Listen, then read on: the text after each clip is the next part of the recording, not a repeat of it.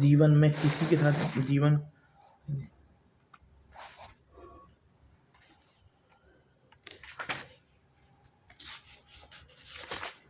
जीवन किसी के साथ भेदभाव नहीं करता। ईश्वर जीवन है और यही जीवन सिद्धांत इस पल आपके भीतर प्रवाहित हो रहा है।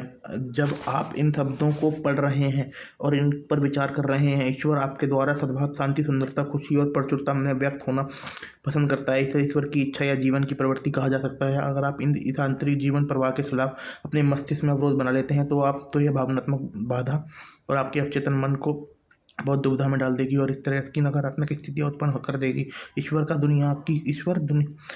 दुनिया की दुखी और अराजक परिस्थितियों से कोई लेना देना नहीं है। ये स्थितियाँ तो हमारी नहीं नकारात्मक और विध्वंसकारी सोच का नतीजा है। इसलिए अपनी मुश्किल या बीमारी के लिए ईश्वर पर दोष मढ़ना एक गंभीर गलती है। कई लोग मानव जाति के पाप, बीमारी और कष्ट के लिए ईश्वर की आलोचना करके ईश्वर पर आरोप लगाकर जीवन प्रवाह के विरुद्ध आदतन मानसिक अवरोध बना लेते हैं। बाकी लोग अपने दुख, दर्द, परिजनों की मौत, व्यक्तिगत दुखी और दुर्घटना के लिए ईश्वर पर दोष मढ़ते हैं। वे ईश्वर पर गुस्सा होते हैं और वे उससे भी अपने दुखों के लिए जिम्मेदार मानते हैं। जब तक लोग ईश्वर के बारे में इस तरह नकारात्मक अवधारणा रखेंगे, तब तक उनका अवचेतन मन इन नकारात्मक चीज़ों को साकार करता रहेगा। वे नहीं समझ पाते कि वह खुद को सजा दे रहे हैं। उन्हें सच देखना होगा, आत्मनिर्भर बनना होगा और किसी भी भारी व्यक्ति या शक्ति के प्रति निंदा, द्वेष और क्रोध त्यागना होगा, वरना सेहतमंद खुशी या रचनात्मक गतिविधि में अग्रणी नहीं बन सकते। जब ये लोग अपने दिलो दिमाग में प्रेमपूर्ण ईश्वर की कल्पना करने लगते हैं, जब वे यकीन करने लगते हैं कि ईश्वर प्रेमपूर्ण पिता है, तो उनकी देखभाल करता है, उनका मार्गदर्शन करता है, उन्हें शक्ति देता है, तो ईश्वर या जीवन सिद्धांत के बारे में यह विश्वास और तथा अवधारणा उनके अवचेतन मन में उतर जाएगी और वे असंख्य तरीकों से धन्य हो जाएंगे। जीवन आपको हमेशा क्षमा करता है। जीवन सिद्धांत में क्षमा एक असीमित खजाना है। जीवन सिद्धांत में क्षमा एक असीमित खजाना है। जब आप अपनी उंगली काट लेते हैं तो यह आपको क्षमा कर देता है। आपके भीतर की अवचेतन बुद्धिमत्ता तत्काल इसकी मरम्मत के लिए सक्रिय हो जाती है, नई कोशिका घाव के ऊपर पुल बना देती है। अगर आपको कोई संक्रामक रोग हो जाता है तो जीवन आपको क्षमा कर देता है और आक्रामक विषाणुओं को मिटाने में तत्काल जुड़ जाता है। अगर आप अपना हाथ जला लेते हैं तो जीवन सिद्धांत फोपलों और जलन को कम कर देता है, करता है तथा आपको नई त्वचा और उत्तक और कोशिका देता है। जीवन आपके खिलाफ कोई बैर नहीं रखता। यह हमेशा आपको क्षमा करता रहता है। जीवन आपको सेहत, स्फूर्ति, सद्भाव और शांति देता है, बशर्ते आप प्रकृति के साथ सामंजस्य सोच का सहयोग करें। नकारात्मक आहत करने वाली यादें, कटुता और दुर्भावना आपके भीतर के जीवन सिद्धांत के मुक्त प्रभाव को रोक देती हैं। उसने अपराध बोध से मुक्ति पाई।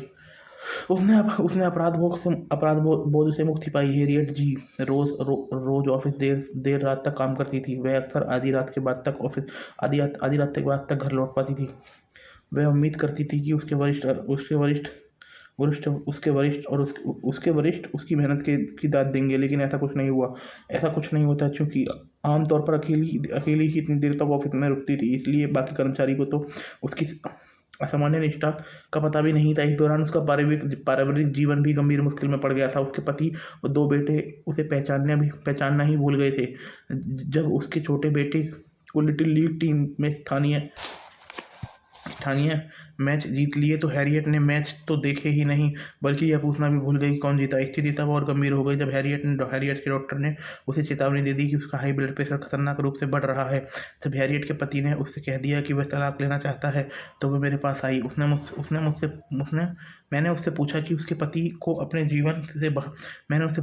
अपने पति को अपने जीवन से बाहर क्यों कर दिया और अपने बेटे में इतनी कम दिलचस्पी क्यों लेती है।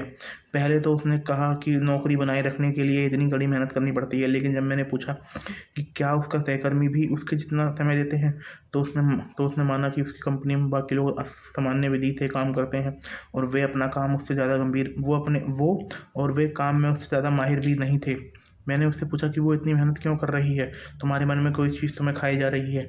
मैंने उससे कहा अगर तुम ऐसे नहीं होते मैंने उससे कहा अगर ऐसा नहीं होता तो तुम इस तरह के काम नहीं कर रही होती। तुम खुद को किसी चीज़ के लिए सजा दे रही हो। कुछ देर तक उसने इस सुझाव का प्रतिरोध किया, फिर वह कहती रही कि उसकी काम की आदत सामान्य थी, बाकी लोग आलसी थे। बहरहाल आखिरकार उसने स्वीकार किया कि उसके मन में गहरा अपराध बोध है। 15 साल पहले उसके पिता की मौत के बाद पिता की मौत के बाद वह उनकी जायदाद की एग्जीक्यूटर थी। जो उसने जानबूझकर अपने छोटे भाई का बहुत सारा पैसा रोक लिया कि तुमने ऐसा क्यों किया? मैंने पूछा कि क्या लालच के कारण? बिल्कुल नहीं, उसने जवाब दिया। मेरा भाई देखिए, वह नशे की समस्या से बुरी तरह ग्रस्त था। मैं जानती थी कि अगर मैंने उसे पैसा दिया तो वो क्या होगा।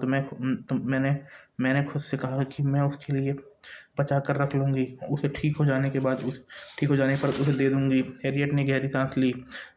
ऐसा ऐसा नहीं हो पाया। उसने खुद को मार डाला। शायद उसने ऐसा जानबूझकर नहीं किया था, लेकिन बात वही थी। जब जब जब तब वह सिर्फ 26 साल का था। मैं सोचती रहती हूँ, अगर मैंने उसे पैसा दे दिया होता तो क्या होता। शायद वह इससे किसी सुधार गृह में जाकर अपना इलाज करवा पाता। वह अब भी जिंदा हो सकता था। मेरी गलती से उसकी मौत हुई है। मैंने उससे पूछा, अगर तुम्हें ये दोबारा करने पड़ा तो तुम क्या करोगी? मैं नहीं जानती, उसने अपना सर हिलाते हुए कहा।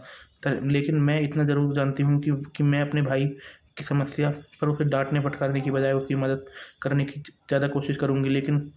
लेकिन साथ ही तुम महसूस करती हो कि तुमने उचित काम किया? मैंने पूछा, क्या तुमने महसूस किया कि तुम सही काम कर रही थी? बिल्कुल, उसने मुझसे कहा कि लेकिन अब मुझे यकीन हो गया कि मैं गलत थी। वह पैसा मेरा नहीं था। तो अब तुम वह काम नहीं करोगी? मैं नहीं करूँगी, उसने जवाब दिया। उसका चेहरा सख्त हो गया, लेकिन उससे कोई फ़र्क नहीं पड़ता। मुझे अब उस काम के लिए माफ़ नहीं किया जा सकता। मैंने अपने इकलौते भाई का पैसा चुराया और वह मर गया। यह सही है कि ईश्वर मुझे सज़ा दे रहा है। मैं इसी के काबिल हूँ। मैंने उसे समझाया कि ईश्वर उसे सज़ा नहीं दे रहा है, वह खुद को सज़ा दे रही है। अगर आप जीवन के नियमों का दुरुपयोग करते हैं, तो आपको उसी के अनुसार कष्ट उठाना पड़ेगा। अगर आप बिजली के खुले तार पर हाथ रखेंगे तो आपको झटका लगेगा।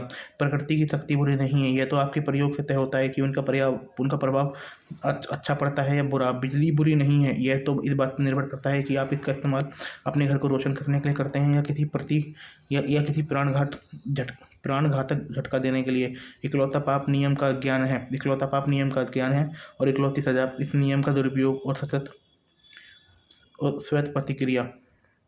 अगर आप रसायन शास्त्र के सिद्धांतों का दुरुपयोग करें तो आप अपने घर में विस्फोट करके उसे तबाह कर देंगे। अगर आप अपना हाथ किसी पटिए पर मारें तो हाथ से खून निकलेगा। गलती पटिए की नहीं, गलती तो आपकी है कि आपने इसका दुरुपयोग किया। अंत में मैंने हैरियट को एहसास दिलाया कि ईश्वर किसी को सजा नहीं देता। उसका सारा कष्ट उसके नकारात्मक और विध्वंसात्मक सोच पर अवचेतन मन की प्रतिक्रिया के कारण है। उसे क्षमा की जरूरत है, लेकिन माफ का सच्चा अर्थ खुद को क्षमा करना। क्षमा अपने विचारों को सामंजस्य के दैवीय नियम से तारतम्य में लाना। आत्मनिंदा को नरक, बंधन या सीमाएं कहा जाता है। क्षमा को स्वर्ग, सामंजस्य, शांति कहा जाता है। अपराध बोध और आत्मनिंदा का सुझाव उसके दिमाग में उतर गया और वह पूरी तरह अपराध बोध और आत्मनिंदा का स्वभाव उसके दिमाग से उतर गया और वह पूरी तरह ठीक हो गई। अगली बार उसने जांच कराई तो उसका ब्लड प्रेशर सही निकला। स्पष्टीकरण ही इलाज है। एक हत्यारे ने खुद को माफ करना सीखा। ऑर्थर ओ कई साल पहले यूरोप में एक आदमी की हत्या कर दी थी। जब वह मेरे पास आया तो वह बहुत मानसिक कष्ट और यातनाओं से गुजर रहा था। उसे यकीन था कि ईश्वर उसके भयंकर पाप की सजा देगा। मैंने उससे पूछा कि क्या हुआ था। उसने बताया कि जिस आदमी की उसने हत्या की थी, उसका उसकी बीवी के साथ प्रेम संबंध चल रहा था। एक दिन जब वह शिकार से लौटा तो उसने दोनों को अप्रत्याशित रूप से रंगे हाथों पकड़ लिया और क्रोध की उन्माद में उसने उस आदमी को गोली मार दी। कानून ने उसके इस काम को सख्ती से नहीं देखा और सिर्फ कुछ महीने की सजा मिली। जेल से छूटने पर आर्थर की पत्नी को तलाक दे दिया और वह अमेरिका बस गया। कुछ साल बाद वह एक अमेरिकी महिला से मिला। कुछ साल बाद वह एक अमेरिकी में और उससे शादी कर ली। अब उसके 3 प्यारे बच्चे हैं। उसने सफल करियर बना लिया, जहाँ वह कई लोगों की मदद करने की स्थिति में है। उसके सहयोगी उसे पसंद करते हैं, उसका सम्मान करते हैं। बहरहाल इनसे किसी भी चीज़ ने उसे शांति नहीं मिल रही। अब भी वह अपने उस काम के लिए खुद को दोष देता है। ऑर्थर की कहानी सुनने के बाद मैंने उसे समझाया कि वैज्ञानिकों के अनुसार हमारे शरीर की सभी कोशिकाएं हर 11 महीने बाद बदल जाती हैं। इसलिए शारीरिक और मनोवैज्ञानिक रूप से अब वह व्यक्ति नहीं है जिसने हत्या की थी। उसे तो बदले हुए कई साल हो चुके हैं। यह ही नहीं, खुद को मानसिक और आध्यात्मिक रूप से भी बदल दिया है। अब वह मानवता के प्रति प्रेम और सद्भाव से भरा है। जिस व्यक्ति ने बरसों पहले वह अपराध किया था, वह तो मानसिक और आध्यात्मिक रूप से कभी का मर चुका है। खुद को क्षमा करके और फिर एक निरपराध व्यक्ति खुद को क्षमा नहीं करके और फिर एक निरपराध व्यक्ति को सजा दे रहा था। इस स्पष्टीकरण का उस पर गहरा प्रभाव पड़ा। उसे ऐसा लगा कि जैसे उसके दिमाग से बहुत भारी बोझ हट गया है। उसे एक पवित्र ग्रंथ की इस सच्चाई के आंतरिक महत्व का पहली बार एहसास हुआ। अब आओ हम तर्क करते हैं, ईश्वर ने कहा। हालांकि तुम्हारे तुम्हारे पाप खून से रंगे हैं, लेकिन वे बर्फ जैसे सफ़ेद हो जाएंगे। हालांकि वे खून की तरह लाल होंगे, लेकिन वे ऊन ऊन जैसे बन जाएंगे। आलोचना आपकी सहमति के बिना आपको चोट नहीं पहुंचा सकती। रोमना ए नामक एक स्कूल टीचर ने एक भाषण के बाद मेरे पास आई। उसने मुझे बताया कि हाल ही में उसे एक भाषण देना पड़ा। भाषण के बाद उसकी साथी स्कूल टीचर ने उसकी एक आलोचना भरी चिट्ठी भेजी। उसमें लिखा था कि रोमोना बहुत जल्दबाजी में बोली थी, कुछ शब्द खा गई थी और उसकी आवाज़ सुनाई नहीं दे रही थी। उसका वाक्य गठन कमजोर था तथा उसकी बात सारगर्भित नहीं थी। इससे रोमोना आहत और नाराज हो गई। वह अपनी आलोचक से द्वेष करने लगी और स्कूल में उससे दूर दूर रहने लगी। जब मैंने रोमोना से सवाल किया तो उसने अंत में स्वीकार किया कि आलोचना दरअसल सही थी। उसे व्यस्त श्रोता के सामने बोलने का कोई अनुभव नहीं था। वह भाषण देने से पहले घबरा रही थी। बाद में वह खुश थी कि उसने ये काम कर दिखाया। यही कारण था कि वह अपनी साथी टीचर की आलोचना से इतनी आहत थी। यह तो ऐसा था जैसे किसी नन्हे बच्चे को इस बात पर डांटा जा रहा है कि वो ज़्यादा तेज नहीं दौड़ा, जबकि उसके लिए सिर्फ चलना ही अद्भुत है। हमारी बातचीत के बाद रोमोना ने पाया उसकी पहली प्रतिक्रिया बचकानी थी। वह सहमत हुई कि आलोचना भरी चिट्ठी सचमुच में एक वरदान थी। उसे इन सुधारों की सचमुच जरूरत थी। उसने भाषण कला को निखारने के लिए पास के कॉलेज में पब्लिक स्पीकिंग कोर्स करने का फैसला किया। इस बीच उसने चिट्ठी लिखने वाली टीचर को उसकी दिलचस्पी और जानकारी लेने के लिए धन्यवाद दिया। करुण कैसे बने? क्या होता अगर रोमोना को मिली चिट्ठी पूरी तरह गलत होती? क्या होता अगर उसके पास यह सोचने का अच्छा कारण होता कि उसके भाषण में यह आलोचना बिल्कुल गलत है? उस मामले में रोमोना को यह एहसास होता कि उसके भाषण के शब्दों या अंदाज में कुछ ऐसा था कि जिससे उस चिट्ठी लिखने वाली के पूर्वाग्रह, अंधविश्वास और संकीर्ण विश्वास को झटका लगा होगा। समस्या उसके साथ नहीं बल्कि लेखक के साथ होती।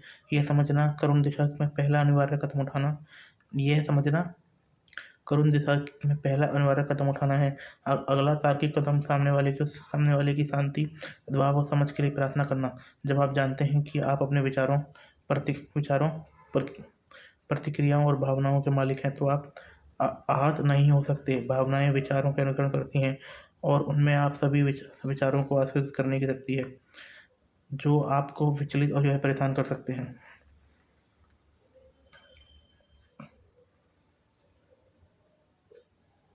30 पेज पढ़ूंगा।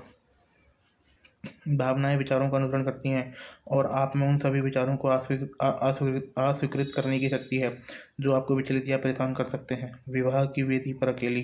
कुछ साल पहले मैं एक पास वाले चर्च में शादी कराने गया। दूल्हा बनने वाला युवक काफ़ी समय बीतने के बाद भी नहीं आया।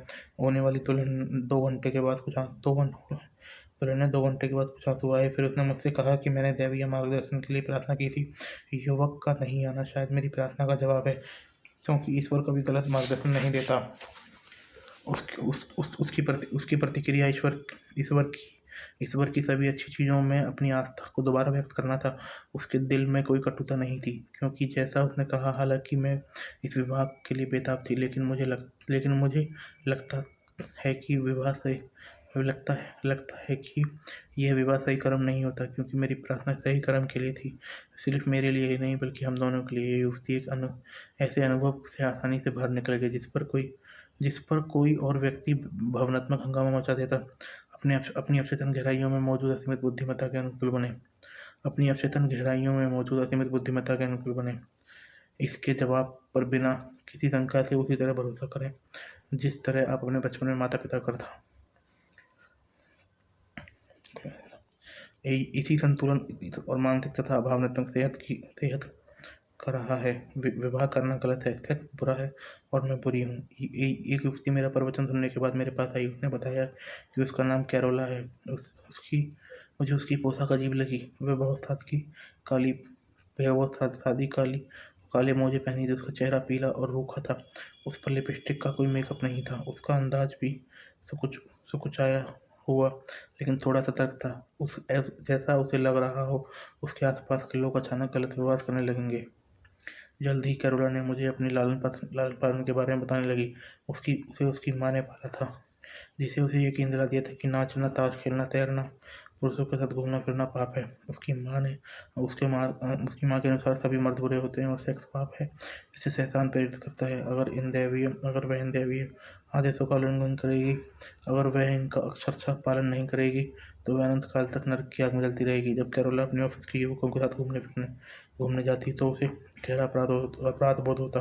उसे लगता था कि ईश्वर उसे सजा देंगे।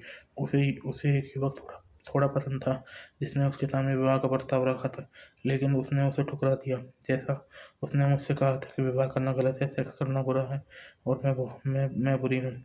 वह यह नहीं, उसकी माँ की कंडीशनिंग बोल रही थी। जाहिर है युवती का अपराध बोध हुआ, और उसे कैसे नहीं होता। उसके लिए माँ के विश्वास के साथ जीना असंभव था। इस विचार से बचना असंभव था कि उन विश्वासों में कुछ गड़बड़ थी, जो जीवन के सिद्धांत में हम सभी में प्रवाहित होते हैं। वह अपनी पहचान और अभिव्यक्ति के लिए जूझ रहा था। मैंने कैरोला को सुझाव दिया कि वह खुद को क्षमा करना सीखे। क्षमा करने का मतलब है किसी चीज़ के लिए कुछ छोड़ना, कुछ छोड़ना। जीवन की सच्चाई और अपने आकलन को पाने के लिए जीवन की सच्चाई और अपने नए आकलन को पाने के लिए उसे सारे झूठे विश्वास छोड़ने होंगे। 2.5 महीने तक कैरोला मेरे पास सप्ताह में एक बार आती रही। मैंने उसे चेतन और चेतन मन की कार्यविधि के बारे में वह सब सिखाया जो इस पुस्तक में बताया है। वह धीरे धीरे समझ गई कि अज्ञानी, अंधविश्वासी, कट्टर उसकी कुंठित माँ ने उसे गलत विचार दिए हैं, सम्मोहित किया है और कंडीशनिंग किया है। तो वह अद्भुत जीवन जीने लगी। मेरे सुझाव पर कैरोला अधिक आकर्षक कपड़े पहनने लगी। उसके होलिये में मूलचूल परिवर्तन करने के लिए वह एक फैशनेबल स्टोर में कॉस्मेटिक सेक्शन में गई। उसने नाचना और कार चलाना सीखा। उसने तैरना, ताश खेलना और युवकों के साथ बातचीत करना सीखा। वह अपने परिवार से पूरी तरह अलग हो गई और जीवन में प्रेम करने तथा महत्व देने लगी। अपनी आंतरिक प्रवृत्ति को जानने के बाद कैरोला आदर्श जीवन साथी के लिए प्रार्थना करने लगी। वह यह दावा करने लगी कि असीमित बुद्धिमत्ता उसकी ओर ऐसे व्यक्ति को आकर्षित करेगी जो पूरी तरह उसके साथ सामंजस्य में होगा। एक शाम जब वह मेरे ऑफिस से निकल रही थी, तो एक व्यक्ति मुझसे मिलने का इंतजार कर रहा था। मैंने उन दोनों का परिचय कराया। 6 महीने बाद उन दोनों ने शादी कर ली। अब वह शादीशुदा हैं और एक दूसरे के साथ बहुत खुश हैं। क्षमा उपचार के लिए आवश्यक है। अगर तुम्हारे मन में किसी के खिलाफ कुछ है, तो तुम खड़े होकर प्रार्थना करो, क्षमा करो। सही है। दूसरों को क्षमा करना मानसिक शांति और अच्छी सेहत के लिए अनिवार्य है। अगर आप अच्छी सेहत या खुशी चाहते हैं, तो आपको हर उस व्यक्ति को क्षमा करना चाहिए जिसने आपको चोट पहुँचाई है। अपने विचारों को दैवीय नियम और आस्था के साथ सामंजस्य में लाकर खुद खुद को क्षमा करें। खुद को आप पूरी तरह क्षमा नहीं कर सकते जब तक किसी दूसरे को क्षमा नहीं कर देते। दूसरे को क्षमा नहीं करना सिर्फ आध्यात्मिक अहंकार और अज्ञान है। आज मनोदैहिक चिकित्सा इस बात पर लगातार जोर दिया गया जा रहा है कि द्वेष, दूसरों की आलोचना, पश्चाताप और शत्रुता कोई रोग के कारण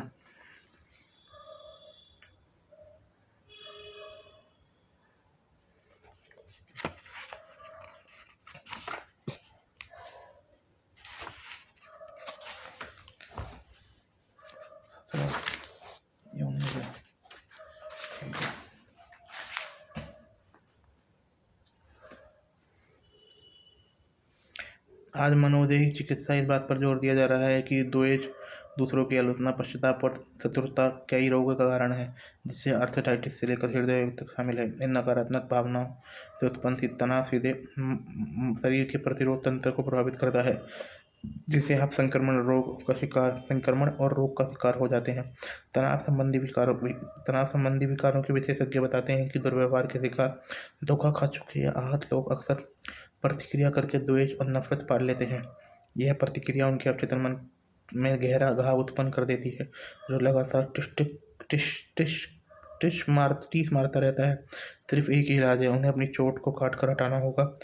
इसका एकमात्र अचूक तरीका है क्षमा। क्षमा सक्रिय प्रेम है। क्षमा की कला में अनिवार्य तत्व शामिल क्षमा क्षमा की कला में अनिवार्य तत्व शामिल करने की इच्छा अनिवार्य तत्व क्षमा करने की इच्छा होना है। अगर आप सच्चे दिल से किसी को क्षमा करने की इच्छा करते हैं तो आपने आधी बाधा तो पार कर ली है। जाहिर है आप जानते हैं कि किसी को क्षमा करने का यह मतलब नहीं कि आप उसे पसंद करते हैं या उसके साथ संबंध बढ़ाना चाहते हैं। आप किसी को पसंद करने के लिए बाध्य नहीं हैं। यह तो ऐसा ही होगा कि सरकार सद्भाव, प्रेम, शांति और सहिष्णुता के बारे में कानून बनाने की कोशिश करे। आप किसी भी व्यक्ति को सिर्फ इसलिए पसंद नहीं कर सकते क्योंकि कोई आपको ऐसा करने का आदेश देता है। बहरहाल यह काफ़ी महत्वपूर्ण बात है। हम लोगों को पसंद किए बिना उनसे प्रेम कर सकते हैं। धार्मिक ग्रंथ कहते हैं एक दूसरे से प्रेम करो। यह पहली नज़र में असंभव लगता है, लेकिन यह काम कोई भी कर सकता है, बशर्ते बस इसे सचमुच करना चाहे। प्रेम का मतलब यह है कि आप सामने वाले के लिए सेहत, खुशी, शांति और सुख और जीवन की सभी नियमितताओं की कामना करें। सिर्फ एक ही शर्त है कि वह ईमानदारी। आप क्षमा करते समय दरअसल उदार नहीं बल्कि स्वार्थी होते हैं, क्योंकि आप दूसरों के लिए जो कामना करते हैं वास्तव में वह अपने लिए कर रहे हैं। इसका कारण यह है कि आप इसे सोच या महसूस करते हैं। जैसा आप सोचते हैं और महसूस करते हैं वैसा ही बन जाते हैं। इससे सरल कोई चीज़ हो सकती है। कैसे सरल कोई चीज़ हो सकती है? क्षमा की तकनीक। क्षमा करना एक सरल लेकिन कारगर विधि है। इसका अभ्यास करने पर आपके जीवन में चमत्कार होंगे। अपने दिमाग को शांत कर लें, स्थिर हो जाएं और मुक्त रहें। ईश्वर के बारे में अपने प्रति उसके प्रेम के बारे में सोचें और फिर सकारात्मक घोषणा करें। मैं पूरी तरह आहत करने अभी सोनी को क्षमा करता हूँ। मैं उसे मानसिक और आध्यात्मिक रूप से मुक्त करता हूँ। मैं उसे इस मुद्दे से संबंधित हर चीज़ के लिए पूरी तरह माफ़ करता हूँ। मैं मुक्त हूँ, वह मुक्त है। यह अद्भुत भावना है। मेरे लिए आम क्षमादान का दिन है। मैं हर उस व्यक्ति को मुक्त करता हूँ जिसने मुझे कभी आहत किया है, और मैं हर एक के लिए सेहत, खुशी, शांति और जीवन में सभी नियमितताएं की कामना करता हूँ। यह काम मुक्तता, खुशी और प्रेम से करता हूँ। जब भी मेरे मन में अपने अपने को आहत करने वाले विचार आते हैं तो मैं कहता हूँ मैंने तुम्हें मुक्त कर दिया और जीवन की सभी नियमितताएं तुम्हें मिले। मैं आज़ाद हूँ, वे भी आज़ाद हैं। यह अद्भुत है। सच्ची क्षमा का महान रहस्य यह है कि जब आप एक बार व्यक्ति को क्षमा कर दे तो प्रार्थना को दोहराना अनावश्यक है। जब भी वह व्यक्ति आपके मन में आए, एक खास चोट आपके दिमाग में उभरे जब ये व्यक्ति आपके मन में आए या वह खास चोट आपके दिमाग में रहे तो उसके प्रति अच्छे विचार व्यक्त कहें, तुम्हें शांति मिले। जितनी बार भी विचार मन में आए उतनी बार यही काम करें। आप पाएंगे कि कुछ दिनों बाद उस व्यक्ति या अनुभव का विचार कम बार आएगा, फिर गुमनामी में खो जाएगा। 2 सेकंड।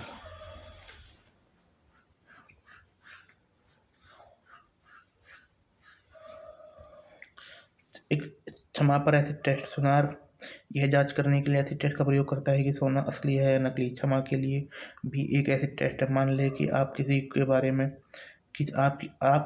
बारे में कोई अच्छी खबर सुनने जा रहा हूँ।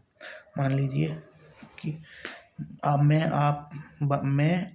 मैं कोई अच्छी खबर किसी के बारे में कोई अच्छी खबर सुनाने जा रहा हूँ जिसने आपको झपट लगाई हो, धोखा दिया हो, छल किया हो। अगर आप उस व्यक्ति के बारे में अच्छी खबर सुनकर कुढ़ जाते हैं तो यह जान लें कि नफरत की जड़ें अब भी आपके अवचेतन मन में हैं और नुकसान पहुंचा रही हैं। मान लें पिछले साल आपका बहुत दुखने वाला दांत निकल गया और आप मुझे इसके बारे में इस समय बताते हैं।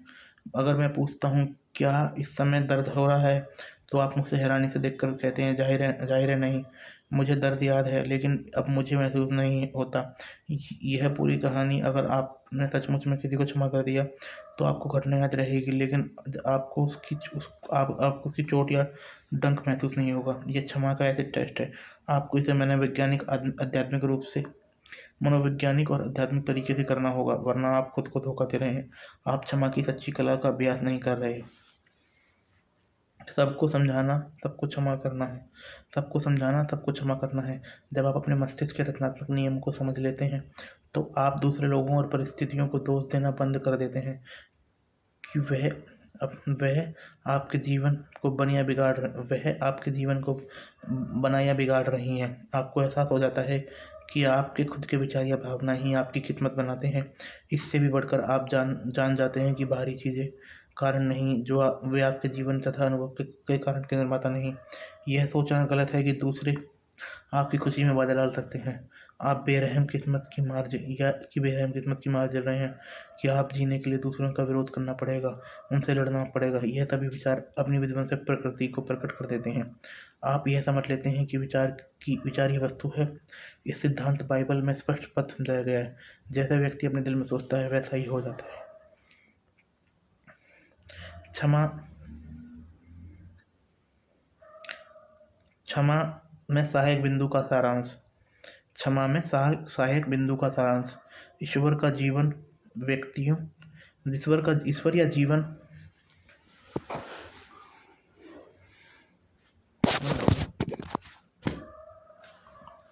भाई साहब सही।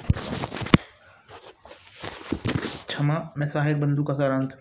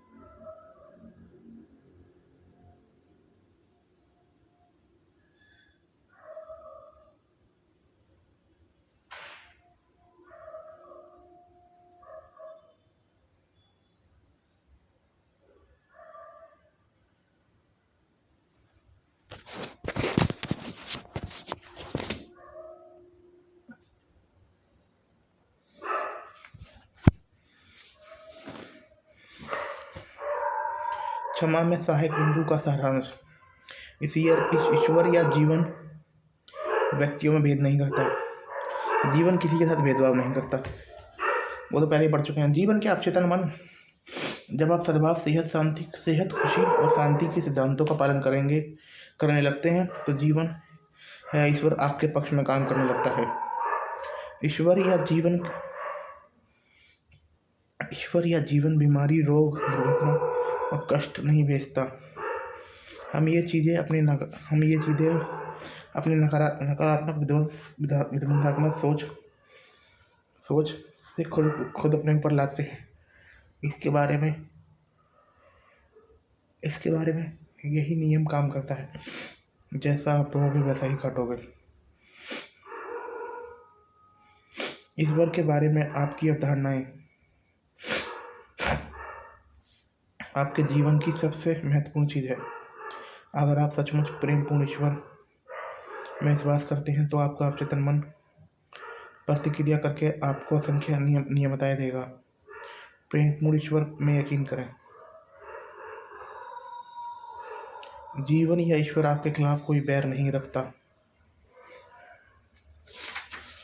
जीवन आपकी निंदा नहीं करता। अगर आपके हाथ पर घाव हो जाता है, तो जीवन उसे ठीक कर देता है। अगर आप अपनी उंगली जला लेते हैं, तो जीवन आपको क्षमा करता है, घाव को भरता है, फोफलों को मिटाता है और उस हिस्से को पूर्ण बना देता है।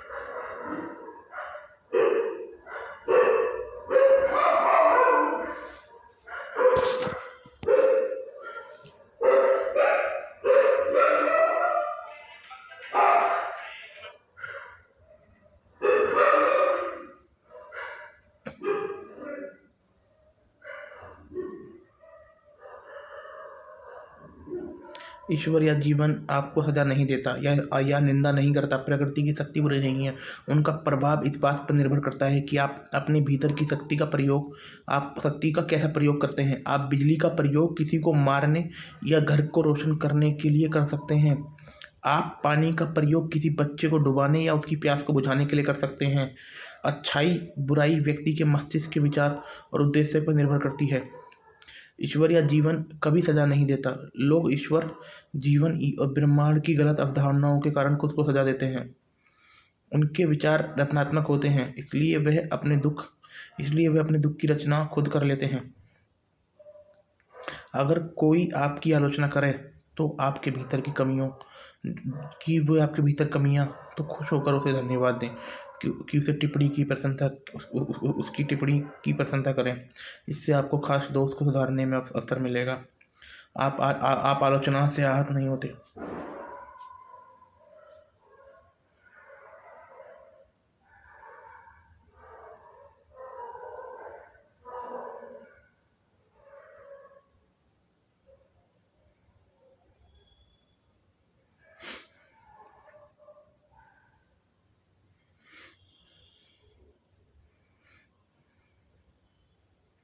क्योंकि आप जानते हैं कि आप अपने विचारों, प्रतिक्रियाओं और भावनाओं के स्वामी हैं।